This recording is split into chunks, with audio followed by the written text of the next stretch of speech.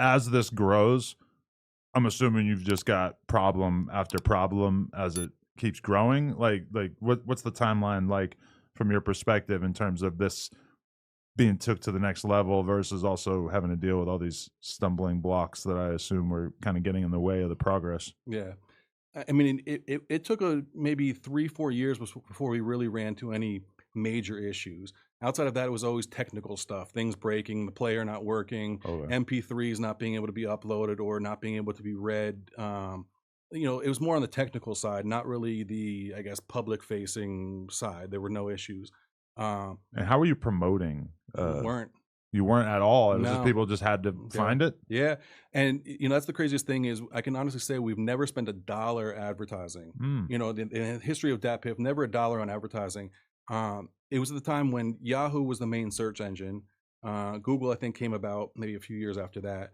But I think people, one of the main things that they were searching was free mixtapes, right?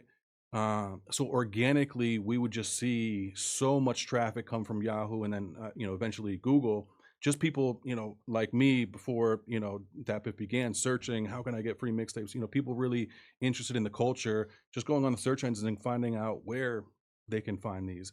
And were you doing SEO work in order to get it out there, or was it just kind E- of happening? a little bit, yeah, a little bit. And I think, the platform, it was essentially called DatPiff, the authority in free mixtapes. Like that was Mm. kind of our tagline, the authority in free mixtapes. So I think having that as like, the name of the site and stuff as well, outside of just the, domain name.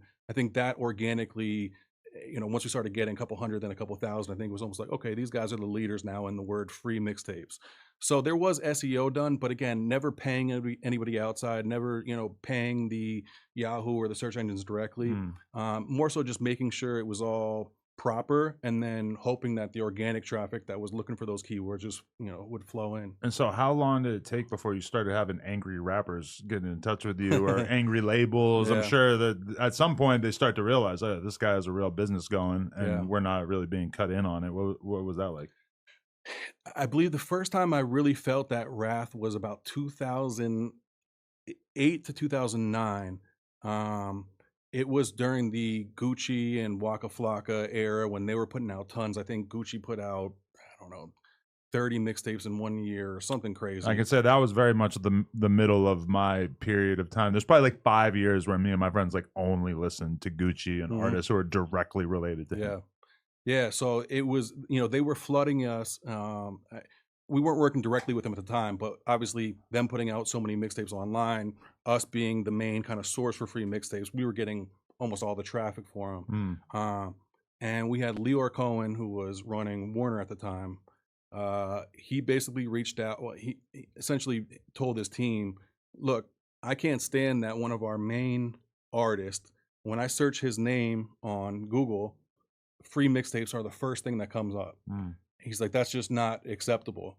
Um, so their lawyers ended up sending us, a takedown for almost every, Gucci mixtape, whether it was official, not official, whether it was a one song on a compilation. They wanted that whole thing down. Um, so that was the first time, we were kind of like, huh, we kind of have to do something here. We Mm. can't ignore Lyor Cohen. He's a big figure in this industry, has been for years. He's a powerful guy, and also somebody we don't want to piss off. Um, so we had that, and we were able to work it out. Reached out to them and explained, like, look, our goal is not to profit. Obviously we are through ad traffic, as he's smart enough to know. But our goal isn't here to pirate your artist music. Our Mhm. our goal is to give them a platform to grow their fan base. And then we started giving them some data and just some facts, about, like, this is this. Look at his growth, across the globe since he's put out all these projects. And how much have you guys invested in him? How many actual albums has he put out through your label? So what do you, like, what do you contribute that growth fully to? And then I think he started to realize, okay, it's not a bad thing. It's making our artists bigger. It's giving them a platform that we don't necessarily want to be involved in, because we don't want Gucci sending us 25 albums that we have to clear and put budgets behind and do all that. Mm. Uh, so I think it was the first time. It was a blessing and a curse. Obviously it was frustrating. We had to piss off Lyor Cohen and have to be introduced that way. But it also kind of set the standard for labels across the board that, you know what, mixtapes are here, they're powerful, there's a huge audience around them. We can't necessarily do anything about it because obviously recording contracts and things like that at the time didn't have any language around them not being able to put out free music. Mm. So it essentially, in a way, forced them to kind of learn how to live with us and use us. Okay. And so what's that relationship begin to look like? Does he just kind of relent and say, okay, you guys can keep this stuff up on your service, or are there caveats? Yeah, no, I mean, it was essentially, basically the talk that we had, we met with them in New York, and essentially the conversation went along the lines of, we'll let you guys live, we'll let these projects live, but when we need your help, you have to help us. If we have an artist that we just signed that has a very small following, we want the same look a Gucci Mane would Mm. look that he would get.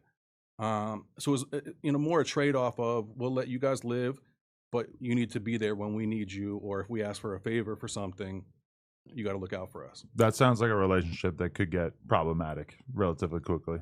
Yeah, yeah. It didn't until I think almost every other major label somewhat followed suit. Yeah. If they Yeah, all want that deal, it's going to be tough because you only have so much real estate on the homepage and whatnot, yeah. right?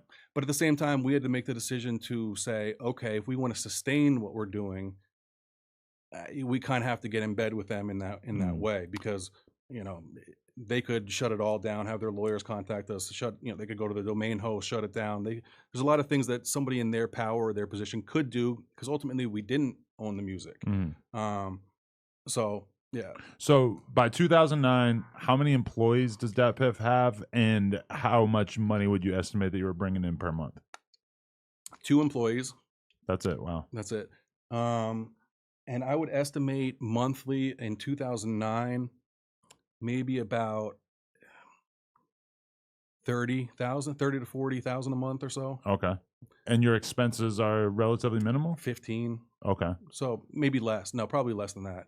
And Yeah. and so what is your thought process in terms of like where this business is going to go and how you're going to monetize long term? What was your thought process on it? Because there's a lot of different ways you could go. You could just try to be a pure platform and have as many people uploading as possible, and then maybe you sell additional services to smaller artists who want promotion. Then the other way to think about it is that you could try to really be like a curator and only upload the best stuff. Because I do have these memories of going to DatPiff and looking up Wiz Khalifa mixtapes and just Mhm. finding like all these bootleg ones as well and having Yeah. a hard time finding the correct thing that I was actually trying to download. And Yeah. I assume that you guys kind of tried out a bunch of stuff or had a lot of different concurrent thoughts about how you were going to make this thing make sense as a business, right?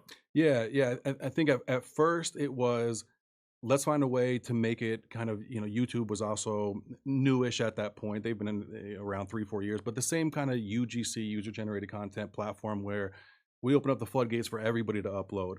But obviously, once you do that, then it becomes okay. Now, how would somebody stand out, or you know, how can we showcase what we're trying to show people instead of them seeing 120 new mixtapes uploaded in order, and Mm, then more likely than not, they're all going to get lost in the shuffle. mm, So it became, yeah, how can we curate this to make it so the more popular mixes or ones that are just getting traction are the ones focused and showcased at the top.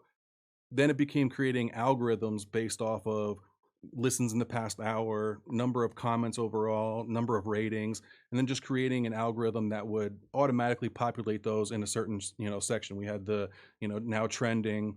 Once we got that going, we felt good about the curation that, okay, what's supposed to be, highlighted is being highlighted the right way. People can find what's popular versus having to dig and hope that they find it. Um, and then from there, it became, okay, how can we create the ability for people who may not be trending or maybe brand new to also get some spotlight. And that's when we created the featured tab, which had 3, those were paid slots. So that's when we began kind of the more direct sales aspect versus just the ad monetization. mm. And it wasn't our goal wasn't let's squeeze as much as we can out of these people. It was, let's give everyone a fair shot. If they're not a Gucci or a Waka or somebody who's big at that time, or a Lil Wayne, how can they still get some love and get some light? Um, So we were just sort of, figuring out different ways to curate it, give everybody a fair shot, and also just make it make sense as a business overall. Definitely.